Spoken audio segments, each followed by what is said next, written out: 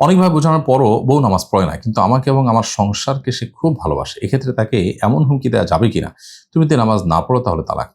যেহেতু আমাকে সে ভালোবাসে, তাই আমার ধারণা সে নামাজও শুরু করবে। এই বিষয়ে আপনার পরামর্শ চাই। দেখুন, নামাজ না পড়লে তুমি তালাক, এই কথা যদি আপনি তাকে ভয় দেখাবার জন্য বলেন, তালাকের উদ্দেশ্যে নাও বলেন, তারপরও কিন্তু এইভাবে বললে তিনি নামাজ কখনো মিস করলে, না পড়লে তালাক হয়ে যাবে। এটাকে বলা হয় শর্তযুক্ত তালাক বা তালাকে মুআল্লাক। এই তালাকে মুআল্লাক এটি শরঈ ভাবে পতিত হয় তালাক, এরকম একটি তালাক। সো যদি আপনি বলেন যে তুমি নামাজ না পড়লে আর কখন তুমি তালাক, তো আপনি ভয় দেখানোর জন্য বলেন, আর যে নিয়তেই বলেন না কেন, ঠিকই তার তালাক পতিত হয়ে যাবে যদি তিনি নামাজ পরিত্যাগ করেন।